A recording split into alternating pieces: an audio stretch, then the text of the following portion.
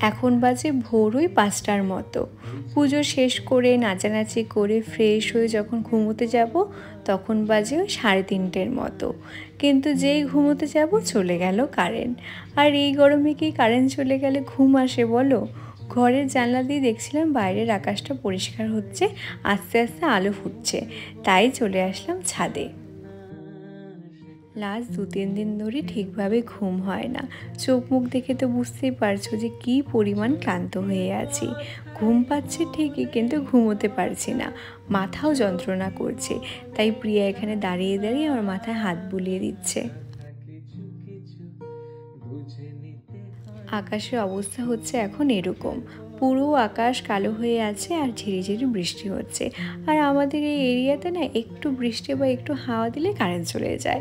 দেখো আমার সাথে বোনও বসে আছে, আর ওদিকে দেখো সোনুও ঘুমিয়েছিল, ও উঠে চলে এসেছে।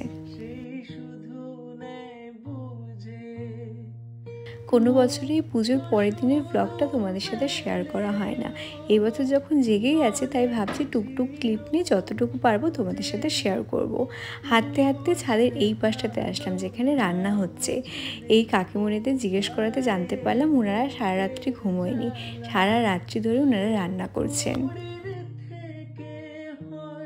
প্রসাদের যে খিচুড়ি, লাবড়া, পায়েস আর অন্যান্য যেগুলো হয় সমস্ত কিছু ওনারা সারা রাত জেগে করে, যেহেতু আগে করলে নষ্ট হয়ে যাবে গরমের দিন। আর আমাকে দেখো এ ধরনের জিনিস দেখলে তো মাতব্বরি না করলে আমার চলেই না। ফাঁকা কড়াই কিচ্ছু নেই, জলের মধ্যে শুধু মশলাগুলো আর একটুখানি ডাল পড়ে আছে নিচে, ওটাকেই নাড়ছি। থাক, কাকুনিদের আর কাজের সময় ডিস্টার্ব করবো না, বড় বড় কড়াই, গরম জিনিস, ওনারা শান্তিমতো কাজ করুক।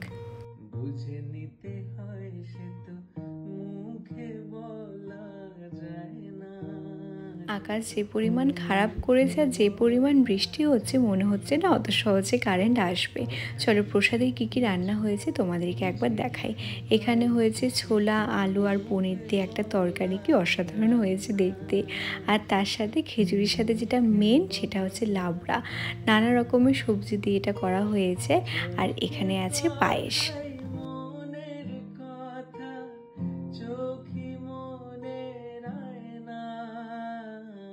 আমি আর বোন এখানে দাঁড়িয়ে দাঁড়িয়ে প্ল্যান করছি যে সবাইকে ভিডিওটা দেখিয়ে বলবো যে এগুলো আমরাই রান্না করেছি। এখন বাজে ঘড়িতে ওই 6:30-এর মতো।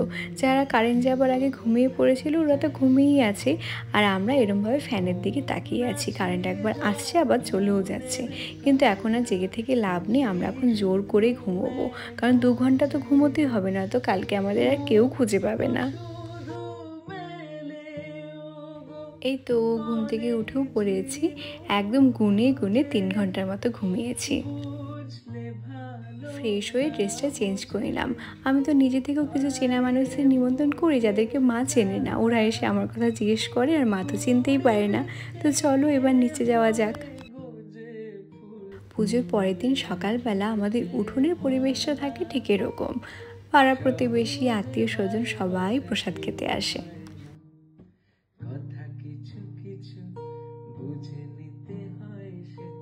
রাতুলকে ফোন করলাম, ওরা একটু পরেই আসবে, তাই আমি আর অপেক্ষা করছি না, আমিও বসে পড়লাম একটু প্রসাদ খেতে।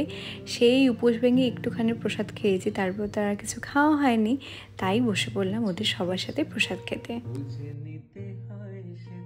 এই খিচুড়ি জিনিসটা আমার বরাবরই খুব প্রিয় একটা জিনিস।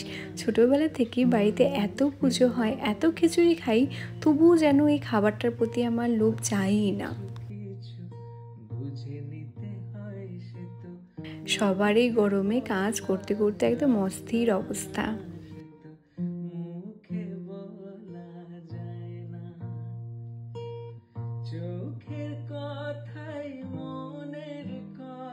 বেশ পেট ভরে খিচুড়ি খেয়ে নিয়েছে, আর তারপরে চলে এসেছে রাতুলরা। মা, বাবা, রাতুল সবাই মিলে এখন প্রসাদ খাচ্ছে ঘরে।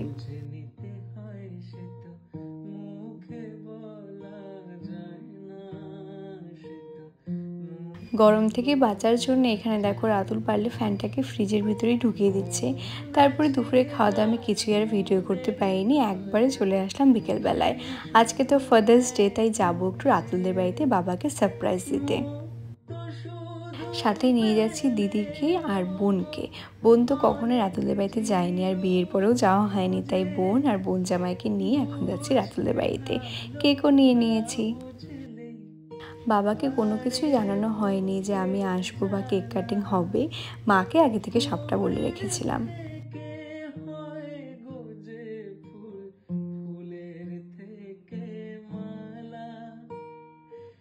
তারপর আর কি সবাই একসাথে হলে যেটা হয় আর কি, সবাই মিলে একসাথে বসে অনেক গল্প করছি। এই জিনিসটা মা সবসময় ঘরে বানিয়ে রাখে। এটা হচ্ছে কাঁচা আম, পুদিনা পাতা, আরও কী দিয়ে যেন এটা বানিয়ে রাখে, জেলি টাইপের। এটা দিয়ে স্প্রাইট খেতে গরমের দিনে ভীষণ ভালো লাগে। একটা পাকা আমেরও বানানো আছে, তবে পাকা আমটা আমার খুব একটা বেশি ভালো লাগে না, তাই মা বললো কাঁচা আমটা দিয়ে বানাই।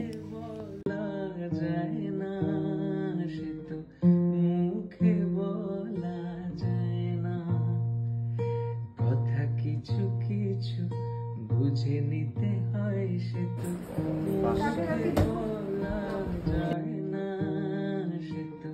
মুখে বলা যায় না। এখন হচ্ছে কেক কাটিংয়ের পালা। বাড়িতে এসে বাবা যেন দেখতে না পায়, টুক করে কেকটাকে আমি ফ্রিজে ঢুকিয়ে রেখেছিলাম যেন বাবা কোনোভাবেই টের না পায়। এতক্ষণ ধরে আমরা অপেক্ষা করলাম দাদা যেন চলে আসে তার জন্যে, তবে দাদার আসতে এখন অনেকটা দেরি আছে। দাদা শিলিগুড়ি থেকে বাড়ি ফিরছে, তো আমরা এখন কেকটাকে কেটে নেব। বাবাকে হঠাৎ করেই বললাম যে বাবা চলো তো একটু ও ঘরে। প্রশ্ন করছে কেন যাব, আমি বললাম চলো একটু দরকার আছে। জানি না বুঝতে পেরেছে কিনা, এখন দেখি কিরকম রিয়াকশন দেয়। Happy father's day. প্রত্যেকটা বাঙালি বাড়ির বাবা ঠিক যেভাবে রিয়াকশন দেয়, বাবারও ঠিক সেই রিয়াকশনটাই ছিল যে কি করবো এটা দিয়ে। আমি বললাম কাটো।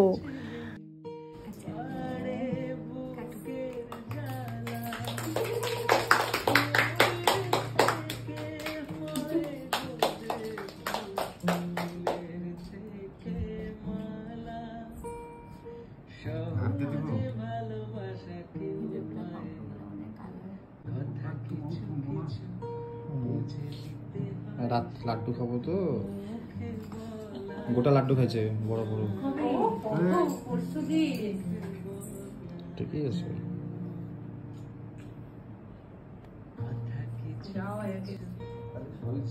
আমার মেয়ে যারা হবা আসো।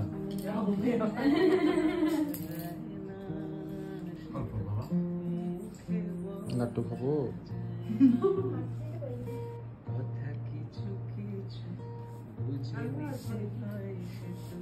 যাও।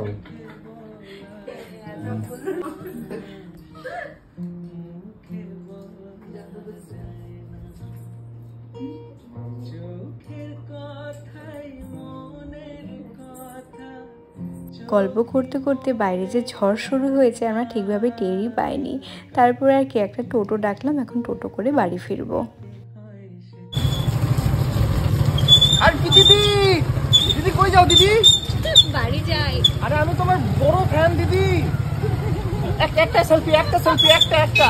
এখন বৃষ্টি হচ্ছে, পরে দেব। একটা মরে যাবো আমি, একটা ছবি তুলো পরে অন্য সময়, একটা অন্য সময়, অন্য দিন। এখন বৃষ্টি হচ্ছে, পরে কি ভাগ এখান থেকে। এই তো বাড়িও চলে আসলাম, আর বাড়ি এসে দেখছি এলাহি আয়োজন। রাত এখন বাজে 10টা, কিন্তু এখন হবে আমাদের বাড়িতে বিরিয়ানি। বিরিয়ানি শেষ হওয়ার পর আমরা খেতে বসেছি। এখন বাজে রাত ওই 1টা কি 1:30টার মতো।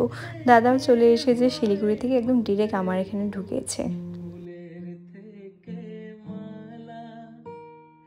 তো চলো এখন খাওয়া দাওয়া করি। তো এই ছিল আজকের ছোট্ট একটা ভ্লগ।